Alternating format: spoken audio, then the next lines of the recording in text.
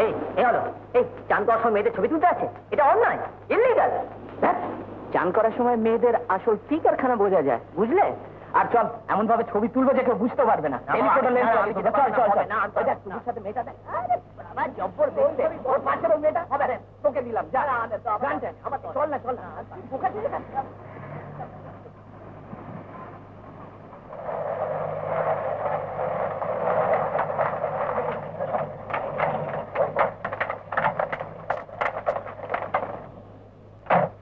নমস্কার, আমার নাম অশোক সেনগুপ্ত, আমি রাজা মহেন্দ্রচন্দ্র কলেজে আছি। আচ্ছা আচ্ছা, নমস্কার। আর ইনি হচ্ছেন কার্তিক ব্যানার্জি, চারুচন্দ্র। আগে আমার নাম অবিনাশ কর। আচ্ছা, নমস্কার। আরে আরে, এসব কি এসব কি? সবাই খুব ভালোবাসেন। তাহলে আপনি স্যার মেয়েদের ক্যাম্পে গিয়েছিলেন? দারুণ একটা গল্পও বলেছেন। কারণ ভয় এই মোটা মেয়েটা তো ফেন। আজ কিন্তু স্যার আমাদের ক্যাম্পে যেতে হবে। কালকের ব্যাপারটা নিতান্ত ঘটনা চক্র, আর আমি এসব ব্যাপার একেবারে অভ্যস্ত নই। আমরা আপনার কোনো কথাই শুনি না। হ্যাঁ, আপনি যদি ছেলেদের ক্যাম্পে না আসেন তো ছেলেদের ইজ্জতই তাছাড়া কলকাতাতে থেকে এভাবে আপনাকে পাওয়া যায় না, এত কাছে যখন পেয়েছি ছাড়ছি না, যেতেই যাবে।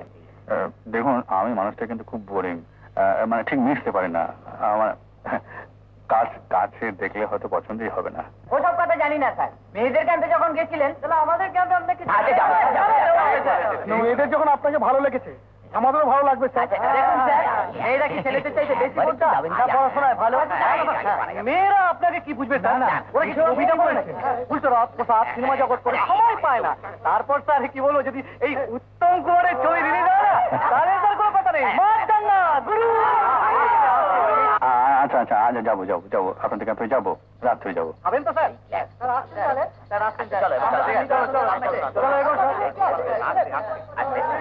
হ্যাঁ হ্যাঁ, নমস্কার নমস্কার।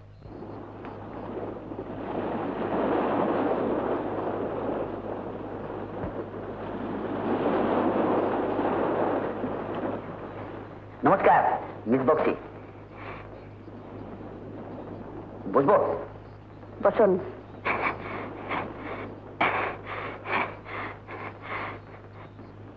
কি ব্যাপার বলুন তো? ক্যাম্পের ব্যাপারে নতুন কোনো প্রোগ্রাম করলেন নাকি? না কার্তিক বাবু, আপনি একজন অধ্যাপক, মনে রাখবেন ছেলেদের নৈতিক চরিত্রের দায়িত্ব আপনারও আছে। হ্যাঁ, তা তো বলি, কিন্তু আপনার কলেজের ছাত্র অরবিন্দ মুখার্জি আমার কলেজের একটি মেয়ের সঙ্গে কি করেছে? ঝগড়া করেছে? ঝগড়া করলে আপনাকে ডাকতে যাবো কেন? ওরা মানে ইয়ে, আমি ওদের ছাউবনে আলাদা দেখেছি।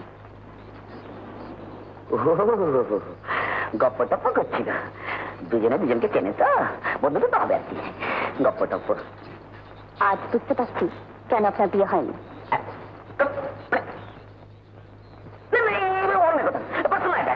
ওটা তুই দেখা হতো না, আমার বিয়ে না কি সম্পর্ক আমি বুঝতে পারছি না। আপনি কিচ্ছু বোঝেন না, আপনি অন্ধ। অন্ধ? আপনার তো বিয়ে হয়নি, আপনি অন্ধ? আমার বিয়ের কথা আপনাকে ভাবতে হবে না, আমি অন্ধ নই, আমি সব বুঝি। আপনি বুঝেন, আমি বুঝি না।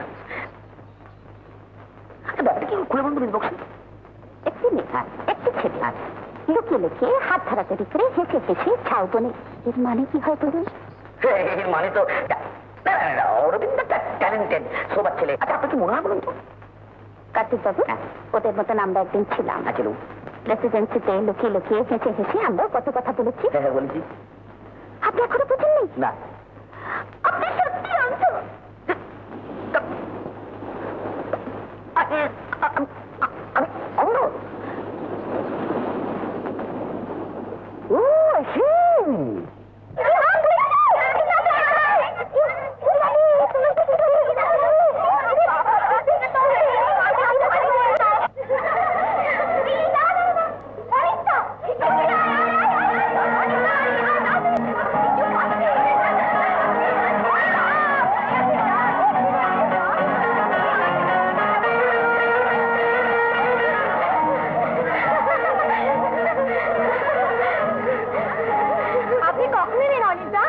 তোমাদের গান শুনছিলাম, এডিট করছিল টুকু।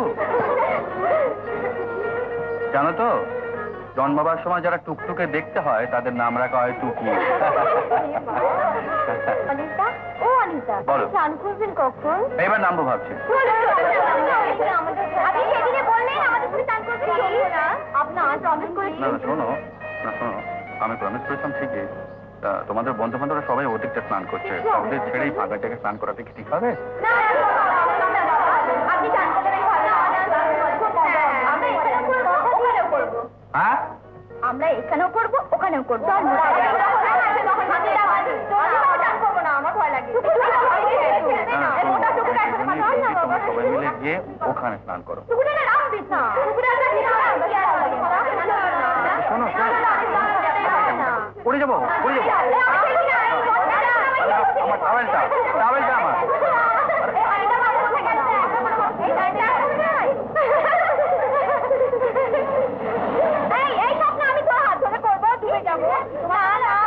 আমি ডুবে যাবো, দেখ আমি সাঁতার জানি না। এই জন্য তোকে চালাতে নেই।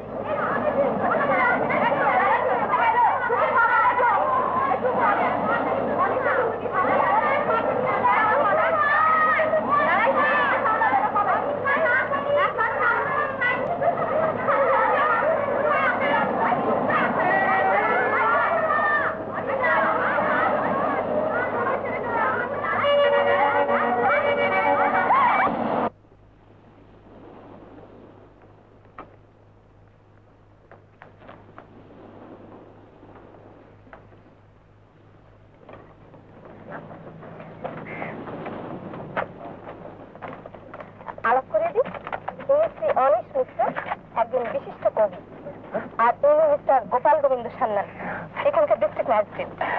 ও, আপনি খুব ভালো, খুব ভালো।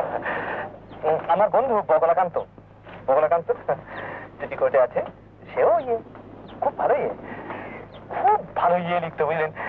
তার স্মৃতিয়োগের পর সে যে একখানা করুণ লিখেছিল, সে আর কি বলবো। দাঁড়ান বসে, আমার দু একটা লাইন এখনো মনে আছে।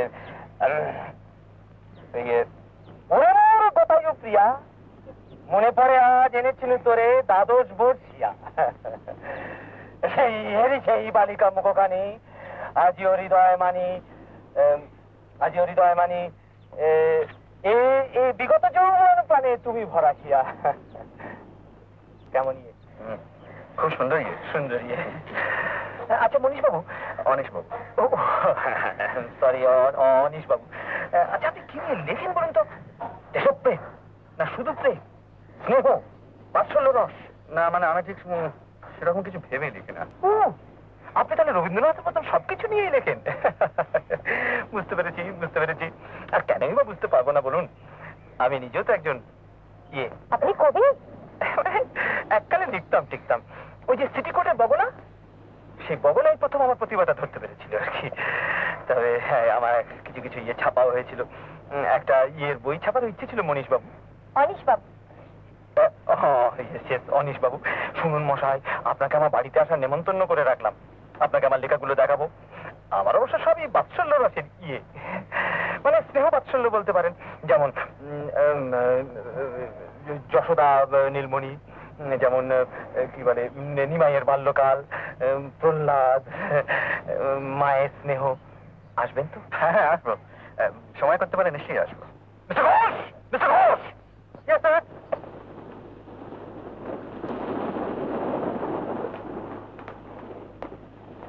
মিস্টার ঘোষ, একেবারে মিস্টার ঘোষাল, ইনি একজন ইনি যদি কখনো মেদিনীপুরে আসেন তো আপনি পার্সোনালি সব দেখে শুনে ব্যবস্থা করে দেবেন।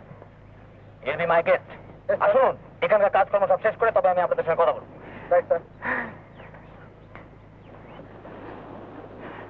আমি যদি একটা নিজের লেখা বলি, আপনার আপত্তি আছে? না আপত্তি হয় কেন, বলুন না। খোকন আমার জাদুমণি, খোকন আমার সোনামণি, খোকন আমার বুকের কাছে স্বপ্ন দেখে আপনি হাসি, চাঁদের মতন মুখখানি তার চেয়ে দেখি বারে বার,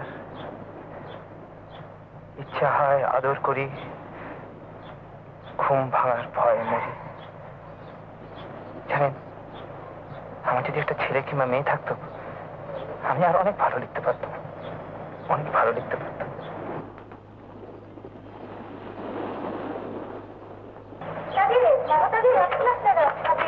ও আচ্ছা মেয়ের ওখানে যা যা সব গুছিয়ে টুছিয়ে যাও।